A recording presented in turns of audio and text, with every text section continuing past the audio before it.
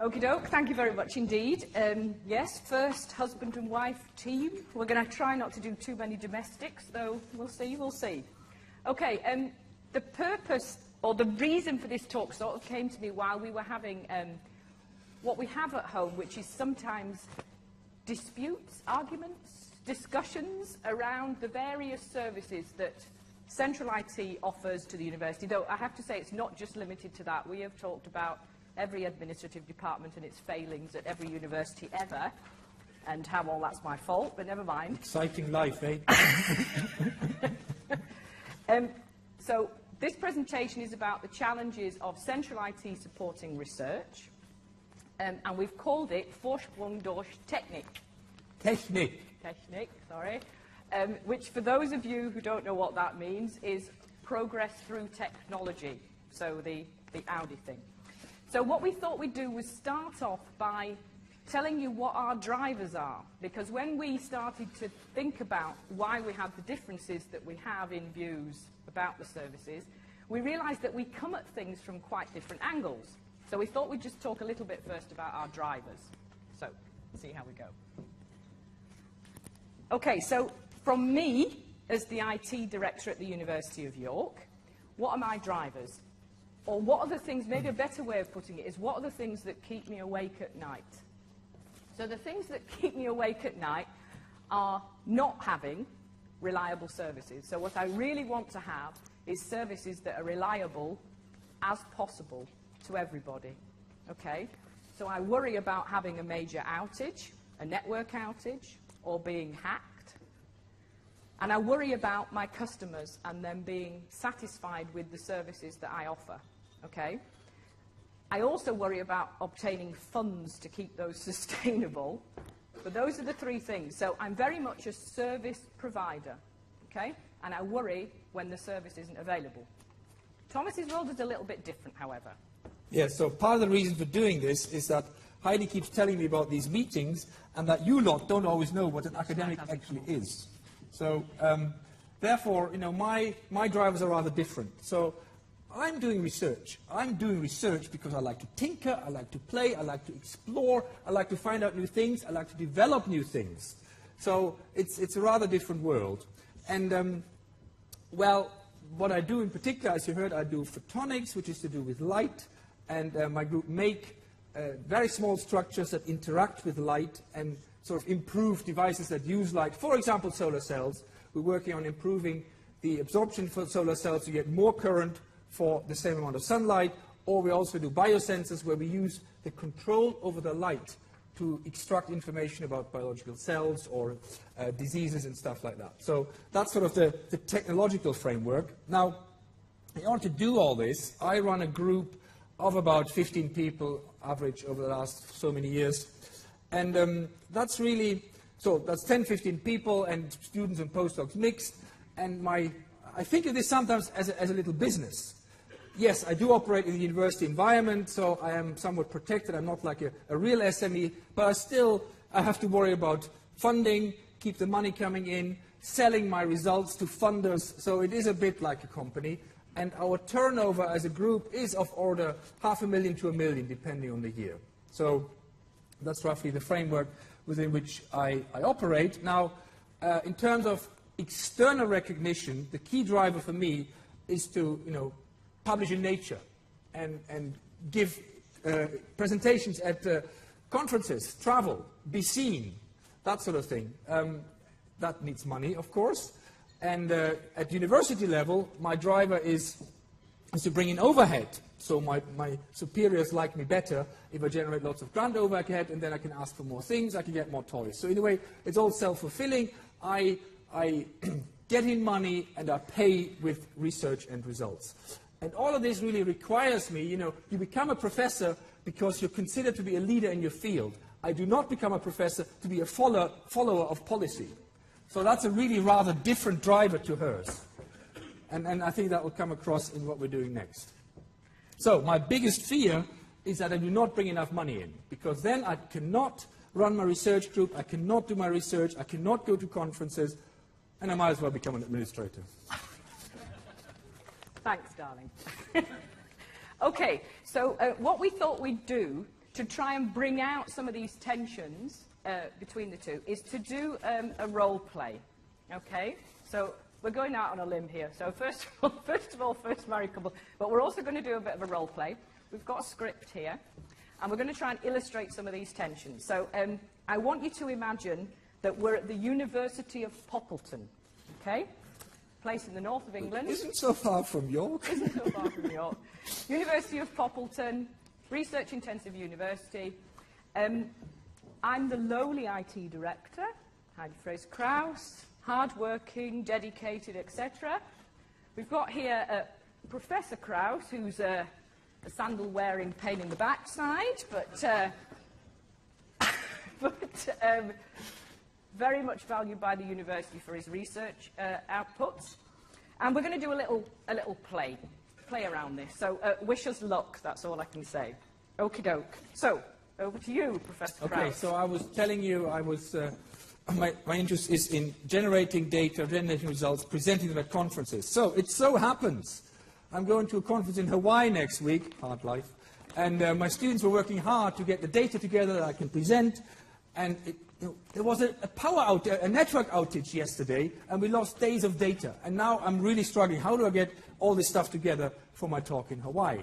So I get really angry. I said, gosh, what can I do about this? So I look on the website, and I find the name of the IT director. I thought, gosh, that person needs to know how important this is to us and what a damage they have created. So I write an email.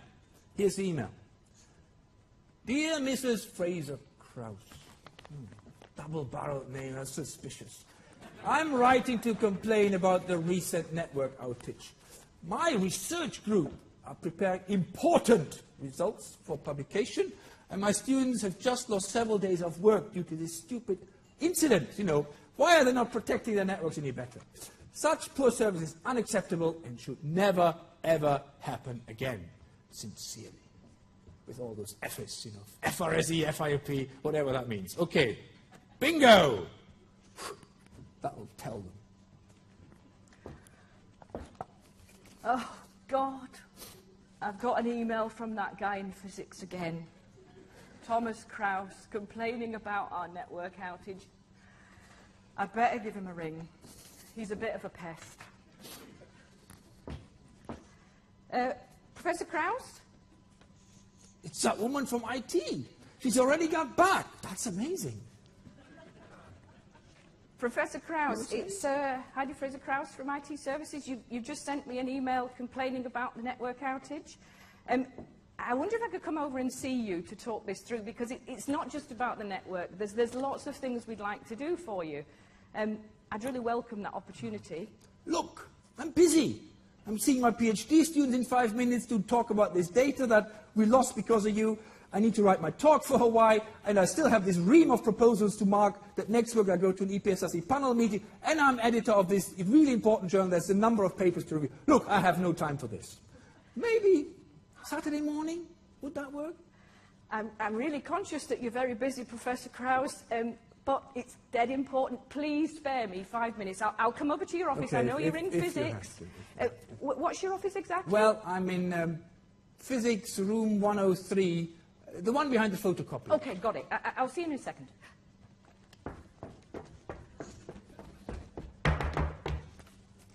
Professor Krauss? Oh, hello. Look, you know, they just found evidence for the Big Bang. The real Big Bang, not the Sheldon Cooper Big Bang. So this is about when the Earth first formed. And the technology that I've used, it's amazing. All these interferometers, you cannot believe it. Look, and this picture here shows you, it's discontinuities in the space-time continuum. I'm sure Isn't that amazing? Sure it is, Professor Krauss. Sure it is. That's really interesting. But I came here to talk to you about the network. I'm really sorry it was down. I know it was a problem, but we had a digger problem. It was caused by estates. We do have resilient links, but for some reason they dug up one of our links. But they were building the new physics building. They should know where to dig.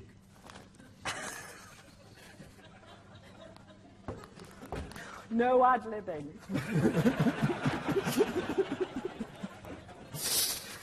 Okay, I'm really sorry, but I wanted to have a conversation with you about what central IT can offer for you. We've got lots of things we think we can offer. How can central IT help you? Okay, fair enough. So you did come, thank you. Well, you know, as I said, the network is really very important. We travel a lot. We do email 24/7. It is so important we have a network that always works. I think that's one of the key things we talk about. Let's just think what else there is. Well, we do a lot of computational work, so high-performance computing and storage, maybe that's not such a bad idea. Let's talk about that. And you know, as I said before, my group is like a little business. I do need to know my accounts, and that's really quite awful. Okay. Okay, so. Good. Let's talk. Actually, the network is down again. Doesn't work. Just a second, let's have a look.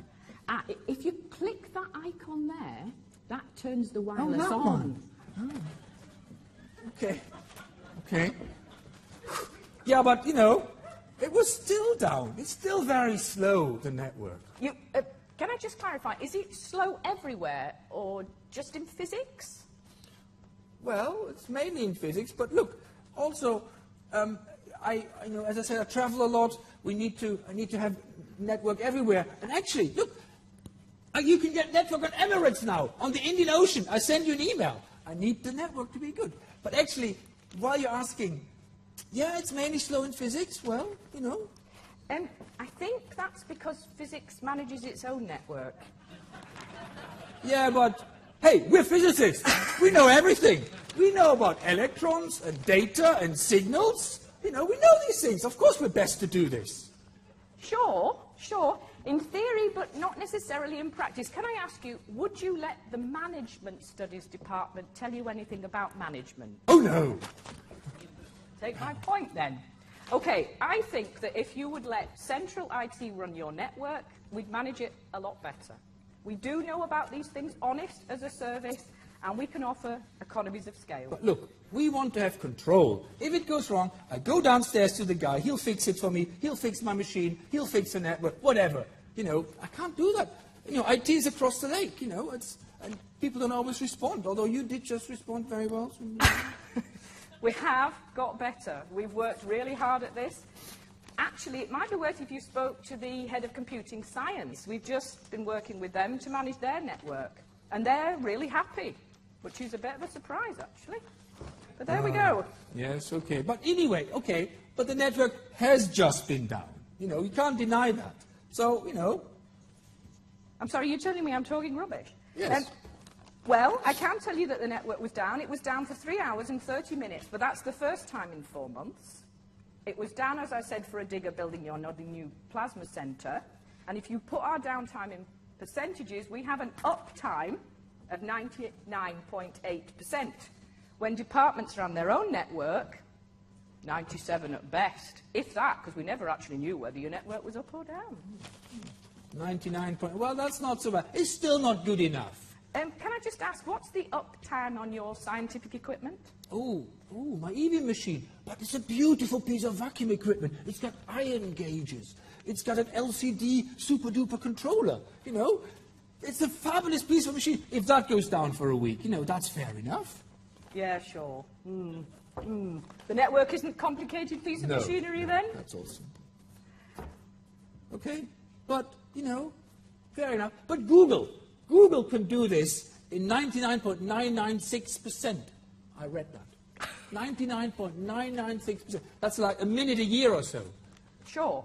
But I think you'll find we can't compete with Google in terms of resource. They invest orders of magnitude more in their equipment. And I think that if you did a sort of uptime for buck calculation, IT offer an amazing service for the amount of money that's invested in them. So I think you should move your service to us. Okay. I suppose we don't want to spend all our money on IT, then where would our wonderful salaries go? And we do need to spend money on research. So, okay, I'll let you have that point.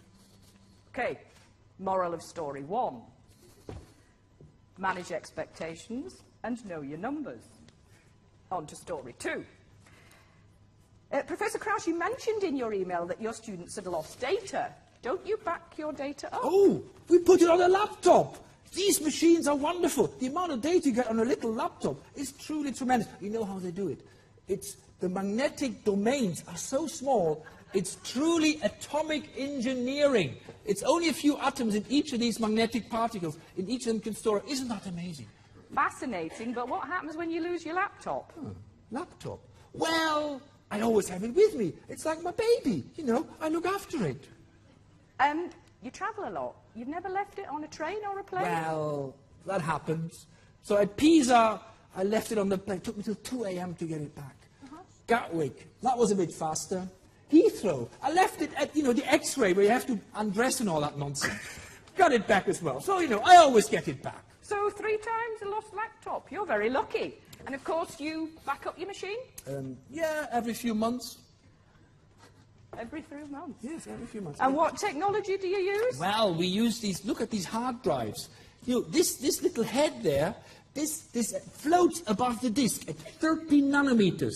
That's the same as if a Boeing 747 would fly across a football pitch at an inch height and not move a blade. Isn't that amazing? Absolutely fascinating. Absolutely fascinating. How much does it cost you? Well, you know, we buy these disks at PC World, you know, it costs 50 quid a pop. It's really very cheap. You know, some people do it on their, you know, storage disk. You get them for free at conferences. So, you know, costs nothing. So really reliable storage that you've got there. I can offer you Distributed? Distributed. I can offer you much better. We're giving away storage to academics. We back it up. We take it onto tape. It's an integrated enterprise service. I advise you to take it. Enterprise. My students told me about this enterprise service. But then, you know, my student came and said, look, Professor, you need to try this. So I tried it. Didn't work on the Mac. No, so I went to PC World. Okay, fair enough. I know that we need to do more to support other platforms, but we don't have as much money to do all of that. Just as a matter of interest, why don't you use Windows anyway? What is it with this Macintosh I love thing? my Mac. I can't have another machine. And my students, they use Linux boxes because they're much, you know, much easier to access the raw compute power. We don't need all this Windows overhead nonsense. So, but you cannot support those. I can't support it because I don't have the resource. Why don't you ask the Dean to give some more... Now she wants money. More money to Central IT, and then I can provide all these services to you. I suppose. We do actually need this IT stuff. Well, maybe we should take it from the library. Nobody reads books anymore these days. So, you know... Okay, so we're in agreement then. Well, maybe we have a deal. Okay, moral of story 2. Understand your user needs. You really cannot compete with PC World, but you can offer a better service. But you need to convince us. We need to convince you. Okay, story 3.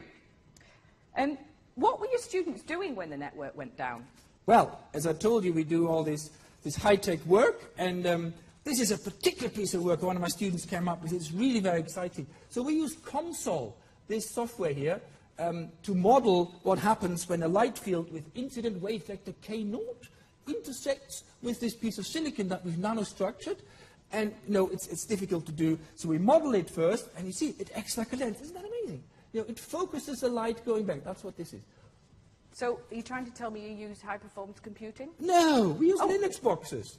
You know, because we use a Linux box, you know, we have a limited capacity and RAM, so we actually, that's why the lens is meant to be 1 millimeter, but it's only 10 microns here, because we don't have enough. So you can't model this area because you've got limited capacity? Yes. Ah, maybe I can help. So what would happen if I gave you access to a Tier 2 machine? Tier 2 machine. Is that one with 2 cores? No. Tier 2 machines tend to be regional facilities with thousands of cores, and we've got access to one in York. Would that help you? What's that buy me? What, you know? What do you mean, what does it buy you? A bigger computational domain, 5,000 cores, and your student doesn't need to wait for weeks to get their results. Okay, but, you know, I have to share. Other people have access to it. And look, I told you, this Console software, you know, I pay for it. Good. And, you know, I have a license agreement. I can't just let any Tom, Dick, and Harry use it. And, you know, I have to tell them the MAC address. I can't just stick it on one of those big machines. It doesn't work. Okay, sharing, such is life. I think you're aware that the funding councils are putting pressure on all of us to share resources. Have you got problems with maintaining your own equipment in that regard? Well, you know, sometimes it... He's lost the plot. Hey, you've distracted me, you're not following the script. Never mind. Okay, if you share this resource, you get more. Everybody wins, because not everybody uses their capacity at the same time. Okay, and as your console software is licensed for core, if we get one of my guys to speak to your guys, I'm sure we can get a better solution for us all. Okay, fair enough. And since, you know, I won't be able to get my own machine funded in the current funding scheme, I may have to work with you. Okay, but only if we get enough access to that big machine. Okay, the other thing I wanted to tell you was that we've got a workshop coming up. We've organised a high-performance computing workshop. The University of Edinburgh have a massive tier something, one machine, and they are giving training for free. So we've organised it at our institution. You'll be able to use it, and these machines have thousands of cores. Be much better. Okay, but, you know, cores is good, but I need memory. As I told you, my computation domain was limited not because of the number of cores, but because of memory. So can I get lots of memory? Well, my experts tell me you can have fat nodes and lean nodes and specify the amount of memory you need, and that should work for you. Oh. Good. In agreement again. Okay. So, moral of this story. If you want to provide research support services to academics, you have to be aware of what those are yourself. And you have to be able to provide support, because despite what the lovely Professor Krauss says, you don't know everything. Go. Okay. Story number 4. Now, okay, so we've talked about HPC. There's another piece of IT I could do with. Oh, sorry. Happy to help. Always happy to help. Yes, they always say that. So anyway, as I told you, I have my group runs like a small business, and I need to bring in, you know, £1 million or so of grant money every year. So I need to know how to balance the books. I need to know which grant is running out, which one has still resource, how much I've got in equipment left, consumables, all these things. I need to clearly know all my numbers.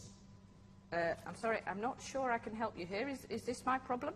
Well, you tell me you make internet accessible information, so, you know, I need clarity. I need clear financial reports, and I can understand maths, you know. I'm good at numbers, you know. It's not like the art historians. I mean, I don't know how they would understand this. I don't think they understand these reports because they don't need to. There's no money in art history. Oh, okay. Now, but what I really want, you know, EasyJet, I want it to be easy. I want it to be as easy as my bank account. And, you know, if I go to my bank account, I don't like it, I switch bank. I can't do that with you. I'm stuck with you lot.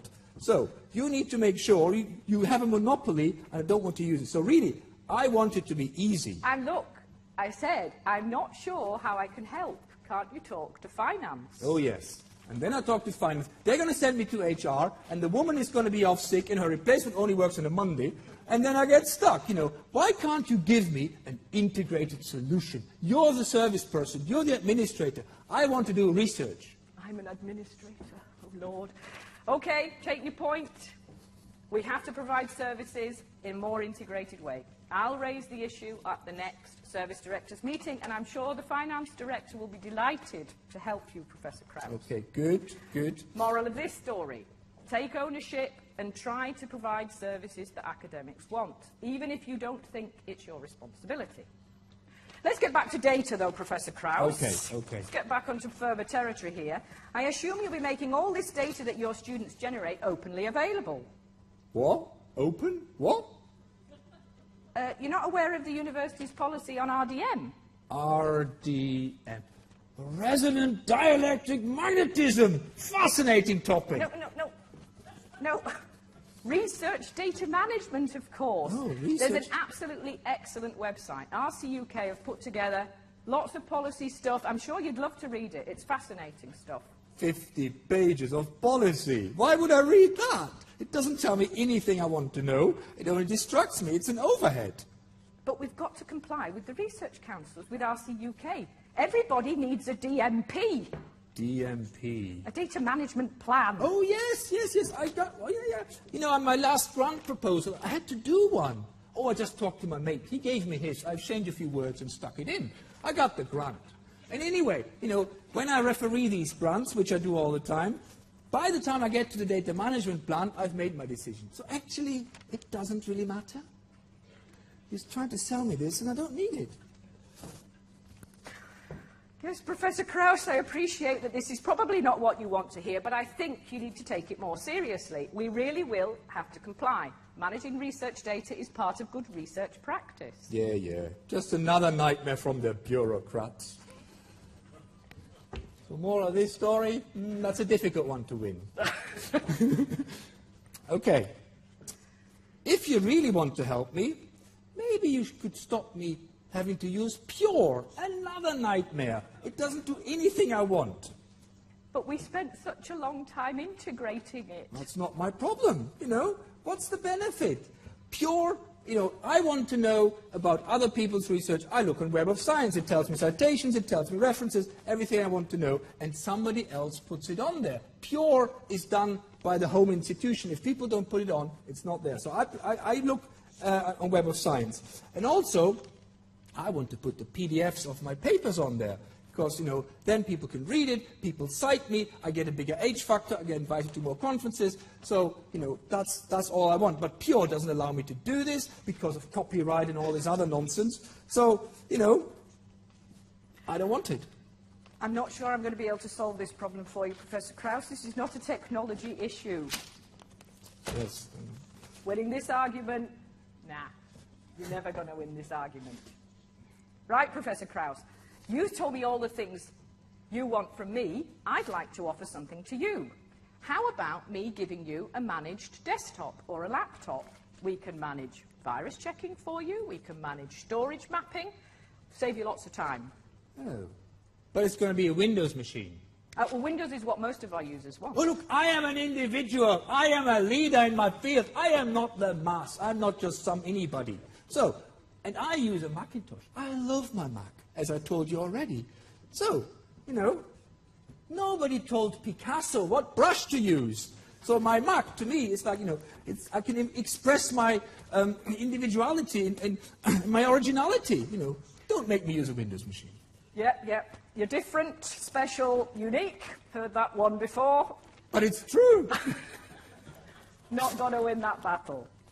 Okay, moral of this fight, pick your battles. Not sure the managed desktop is that one. Okay, we're done.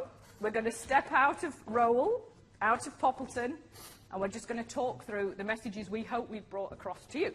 So I think we're going to start with Thomas. Okay, so I think I've made it clear that, you know, I have rather different drivers to Heidi. So if you want to have engagement between the academics and the support services, you really need to understand each other's drivers. And yes, we are driven to be individuals and leaders and not to follow the crowd. That's just the way it works. Now, and for the same reason, don't put me into a straitjacket because I will resent it. I'm driven to be original, be inventive, and I don't want to just use some standard jack-of-all-trades tool. And that also applies to Pure, which I think I made clear I don't like. But, yeah. So now, if you want to offer me a service and you realize that when we talked about, you know, high-performance computing or storage, then I will respond because, particularly when I see a benefit to my research. Really, it's always the research. If it benefits my research, I can do better papers or win grants better, then I will engage. So in that way, services I put in bold because I also think we sometimes need to remember how a university works, you know. The students are there, our students are really top of the tree, and the academics are there to serve the students, and the service students are there to serve the students and to serve the academics serving the students. And that relationship isn't always understood. Some people think, you know, serving the institution is the most important thing, and I don't always agree. But, okay, now, as I said, if you do something that helps my life, and makes my life easier, helps me ease of access, ease of use, then I think that is a battle we can win together. And then finally, yes, we have our own idiosyncrasies, and particularly if you own your equipment, because usually you have fought hard for getting it, and it creates the bit of research that really you live for. You're very tolerant of it, and if it breaks down for a few weeks, you will find excuses, while you will not find excuses for the network going down for a few minutes. So I know we're sometimes a bit unreasonable, but that is just, as I hope that came across, why this is so. We do like our own equipment and so on. Okay. Right. Okay, from my point of view, so a lot of the points that we've... Sorry, I'm just going to put my glasses there. So a lot of the points that we've talked about have come out of conversations I've either had with Thomas or I've had with other academics. So, I mean, I'm not making up these points, and I suppose the first thing I would say is that for central IT to support research is not trivial. It's a really difficult thing to do. Central ITs, in the main, have not been set up to be as flexible, even as knowledgeable sometimes as we need to be. So it isn't an easy problem to crack. Second thing, building trust and credibility. If you're going to start doing this work, think about who you're going to send to meet people. That's really important. You have to have staff who, when they're put in front of academics, like Thomas, who's actually quite a reasonable person. I have been married to him for 20 years, so he can't be that bad. Really can ask very challenging questions. And if you send people who say they don't know or get arsey, to use an expression, it makes it very difficult. And also, if the services you offer don't align with what people want, they will simply not engage with them. Not at all. They'll find ways of working around it. The other one is don't assume you know what researchers want. So when we were preparing this presentation, I was absolutely gobsmacked when Thomas put finance reports on the slide. One, because I don't really think that's got anything to do with central IT, which is interesting because that's not his view. And two, I wouldn't have thought that access to financial data was that critical for doing research. I'm wrong. It's obviously very, very important to know that. What we've been trying to do at York is offer the commodity services. So by commodity, I'm meaning storage and compute network. We haven't tried to go near any of the more specialist services at all, because doing the commodity's been hard enough. Now, maybe that's because we need to evolve in this, but I don't know if there'll ever be a time when central IT will be able to provide support for the specialist services, but I could be wrong. Pick your fights. We made that obvious. There are certain things that there is just absolutely no point going to the wall for. Don't have battles around these things. And I am not even going to attempt to offer a managed desktop service to very research-active academics. Getting academics on your side, and they'll support you. So again, very nice experience of this. So one of the things that I've done recently in York is we did a survey of research-active academics, asking them what type of software they needed to do their research. And one of the things that came out from that was that they wanted MATLAB and all the toolboxes associated with MATLAB. We had a limited set of toolboxes and a limited number of licenses. I've got funds now to deliver a site license to the institution. Academics are now saying to me, absolutely marvellous, fabulous, and making the case for me to get funding elsewhere. So that's a nice example. And the last one, absolutely basic common sense stuff, but this manage expectations type of thing. You can't do everything. You're not going to be as good as Google. And there is this double standard around, you know, their equipment can be down, but your equipment can't be unavailable for 5 minutes. Okay, that's us. Q.